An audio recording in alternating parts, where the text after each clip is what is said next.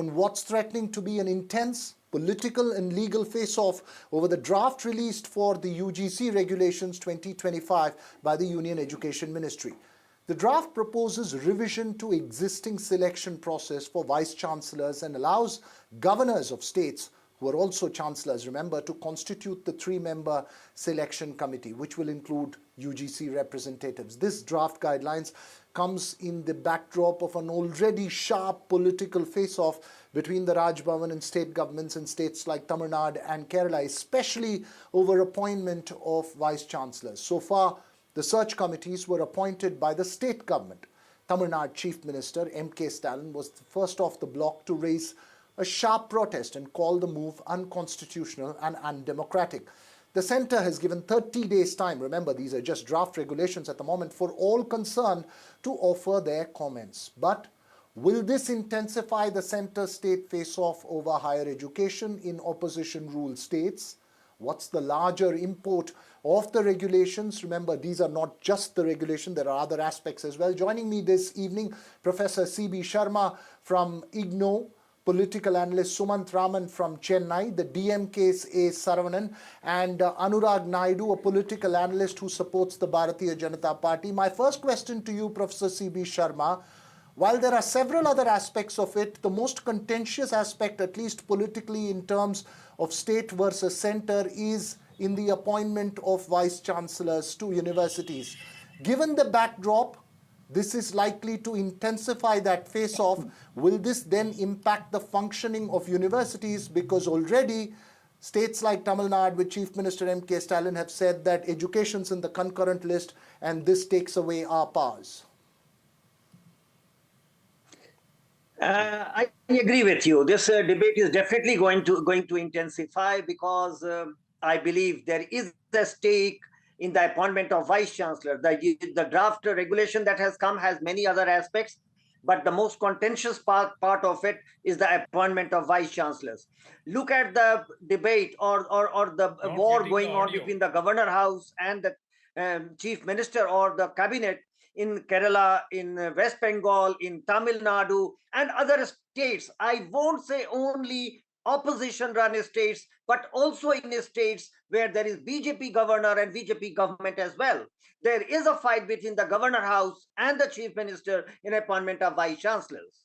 I believe the present regulation or the understanding is that the governor would be appointing vice chancellor in consultation with the government. And I believe that becomes very contentious. The governors don't want to consult the chief minister, and chief ministers want to have a say in the appointment of vice chancellors.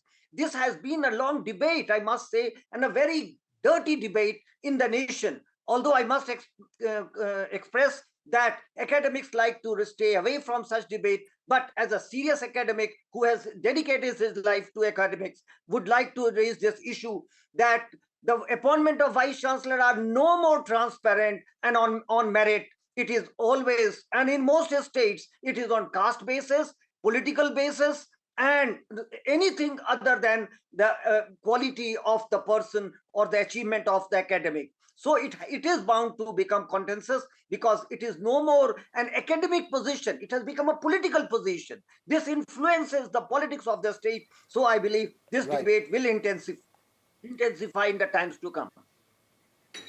Right. It's an important point that you're making, that irrespective of which side has its say in this debate, the fact is that academics needs to be retrieved and relieved of political agendas. Anurag Naidu, given the backdrop of the confrontation that we have seen, which has even reached the apex court in states like Tamil Nadu, is this provoking a further center-state confrontation, especially with opposition-ruled states? What's the rationale behind the draft regulations? Well, thank you for having me on the show, Veera. I think, yes, there will be a confrontation in this matter, no doubt. And why is there a confrontation? Is only because the Vice Chancellor's appointment of late has turned out to be political appointees, particularly in the states that are dominated and run by the regional parties. And I can give you the list. I mean, just see the recent states in the southern India when the governments change, when the regional parties come into power. The outgoing party representatives who were appointed by the Vice Chancellor, they resign on the day one.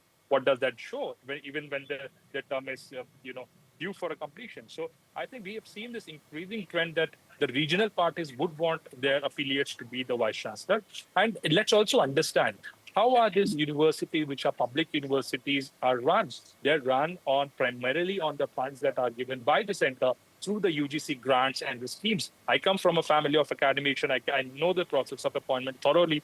There are some states like Maharashtra who still uphold the highest values of the scrutiny and the search committee. And there is a former retired judge and chairman and a beautifully constituted structure. But there are many smaller states which are dominated by the regional parties and then have majority of the colleges within the purview of the university, which are aided colleges, which depend primarily on the UGC grants. I don't think how much it will stand in the court of the law, because clearly UGC being the single largest investor in this universities and the colleges development clearly holds the right to roll out a uniform regulation, which will be transparent, which will be free of allegations, which will help in upholding the sanctity of educational system and processes in India to the highest level, and may the best and the most qualified person be the vice chancellor, which is there in the interest of the India and the democracy. Who decides the most highly qualified person is really the question here, Anurag Naidu, given that states like Tamil Nadu, which have been exceptional in terms of higher education, expressing fears that that could get affected because of this process. Saravanan, the fact is politicization of higher education is the core issue here. How do you respond to the draft guidelines? What options does the DMK have? The draft regulations are unconstitutional. They ought not to have been released. These kind of draconian measures, which try to usurp the powers of the state governments, are unwelcome. See, the education is in the concurrent list. The idea behind the BJP is to take it to the union list. They are solely running the education, and they are not. See, again, the issue is this. Somebody sitting in Delhi cannot decide, should not decide what a student should study or how the student should be administered in Kanyakumari. That is better left to the regional, the local level policies, and especially the opposition is for these draft rules from the state of Tamil Nadu, because if you see the number of higher education institutions as pointed out by our Chief Minister, Mr. M.K. Stalin, we have significant number of top institutes, universities, educational colleges, everything in the state of Tamil Nadu. And we were able to achieve this in spite of these UGC regulations. So allow us to be. We will succeed, we will flourish. We don't want your interference. And we all know how the governors interfere. In the state of Tamil Nadu, 6 vice chancellors are yet to be appointed because the chancellor, the governor, rides on a high horse, states that, oh, no, there should be a UGC nominee in the search committee. And this new rule, which says that the chancellor will nominate the search committee, is as good as giving the appointment straight away, the gauntlet to the governor. The governor is an unelected man. He cannot enjoy such huge powers which can be given, which should be exercised only by the elected representatives. And again, trying to have a non-academician as the vice chancellor will serve a death knell. Sumant, They will saffronize. That is what they have done. And another important concern is this: they will deny access to education. All the education policies of the union government has been aimed at denying access to the underprivileged. If you look at the report, Sumant Raman. Just a minute, Raghav, 10 seconds to me. Last 1 year, there was a report stating that lakhs of students from the BJP ruled states have dropped out of school. This is the idea. This is what the BJP wants to achieve. And that is what we want to prevent. Right. Sumant Raman, the point being made is that it's an affront to the fact that education's in the concurrent list, and this is primarily aimed at clipping the powers of the state government in running institutes of higher education. That's the point that the DMK has been making, likely to be made by several other opposition states as far as these draft regulations are concerned. Absolutely. And look, we have to look at two things. What makes the center believe that it knows better than the states on how to run their own universities?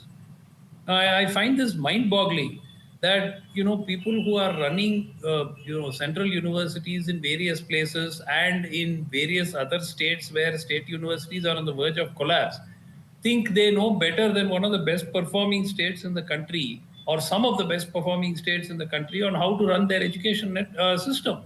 So I think it is completely unacceptable, and clearly the reason why they are doing this is very clear.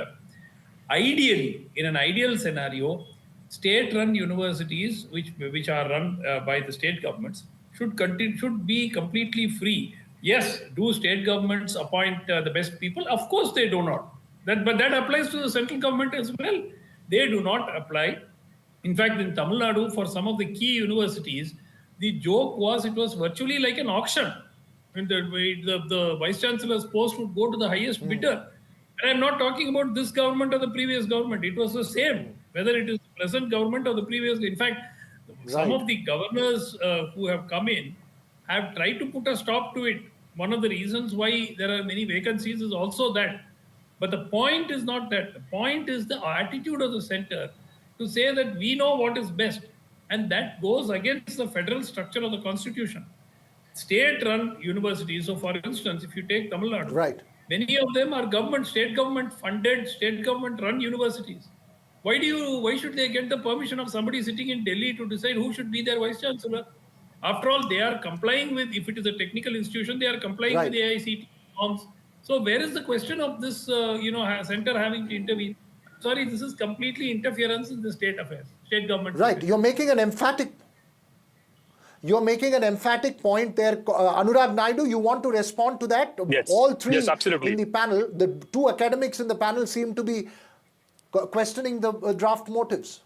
I will just clear it out. Sumant Raman asked the question, what makes one thing that center can be the best one to decide what is right for the appointment of the Vice Chancellor? You know why? Because central government is the only government that has UGC, that has AICT, all the regulatory and policy making bodies of the union of the education system in India. NAC, AICT, NCT, everything falls under central government's purview. They're run by Delhi. Nobody better than the central government knows what it takes to be on the chair of the Vice Chancellor, who has academically has to, if you know the qualifying criteria, drafted by the, let me complete, drafted by the central government. Mr. Suman, please, please, I will tell you. You know the criteria. You know the states like Maharashtra. I'll tell you an interesting fact. The Maharashtra has seen both Congress and BJP government. You know what happens in Maharashtra? The governor primarily interviews the 5 selected candidates at the shortlisted candidate for the post of the Vice Chancellor. Yes, the state government can make a nomination or recommendation. The education minister makes it, but the governor takes the interview. Nobody has objection. Congress or BJP, nobody has objections in Maharashtra. Please mind you. See, let us not take just the example of Maharashtra and try to apply it across all the states in the country. It is absolute bunkum that the central government is best placed because they have AICT, they have UGC, they have all that. And the last thing he said, UGC gives money. Sir, who gives money to UGC? It is the money from all the states. It is money from all the people across the country. UGC does not have a treasury. No state has raised objection. No state has raised objection. No, we will raise objection. You have problem because all the states are not listening to the problem. It doesn't mean that I have the last 2 minutes in this conversation, and I want to get Sumant Raman as well as Professor Sharma. Very briefly, Sumant, the worry now is that with this kind of confrontation, the sufferer will be the students and higher education institutions, especially the ones with extraordinary excellence, could suffer in the absence of top leadership positions becoming a political wrangling match. Very briefly. They are already suffering. So many universities are without vice chancellor because of the tussle between the governors and the state governments in opposition-ruled states. It is not limited to Tamil Nadu. It was a very similar case in Maharashtra during the Uddhav Thackeray government. They had a running battle with the then governor of Maharashtra. So let's be very clear that politicization, this is the center's attempt to usurp some of the powers of the state governments. And I think that this should be resisted by any sane state government would definitely need to at least take this to court and look upon it as an attempt Professor to strip it of its power. It's worrying what's going to happen to the world of higher education. What I believe is that the appointment of Vice Chancellor, someone made the comment that has become of late political, I think it has always been like that. Let me mention up front, in Bihar, it is clear you will appoint 2 Muslim vice chancellor, 2 Yadav vice chancellor, 2 Kurmi vice chancellor, and that is the norm. Okay. On the basis of caste, you appoint vice chancellor. You don't appoint a deserving vice chancellor. Let me mention on record so that it is debated that we must appoint the most deserving person Right, as the important vice point that you chancellor. made there. One, two. Saravanan, What happens this is to most those likely going to universities end up where into a the legal chancellor challenge in the and the apex chief court. minister Very has quick become the response to it chancellor. before we close the show. Yeah, see, that's what our leader and the Chief Minister, Mr. M.K. Stalin, is aware of this. That is why he said, we will oppose this politically, we will oppose this democratically, and we will also challenge these regulations in the court. We know how to handle this, we will do it. We will not allow Okay, this is likely to education become an to intense be... face-off between different sides. Remember, it's only draft rules at the moment. I'm sorry, gentlemen, we'll have to end. We'll have to end this conversation right now because of want of time, but we'll keep a focus on how this evolves. Remember, it's draft regulations at the time, and all stakeholders will be giving in their inputs to the government. We'll have to see how this plays out.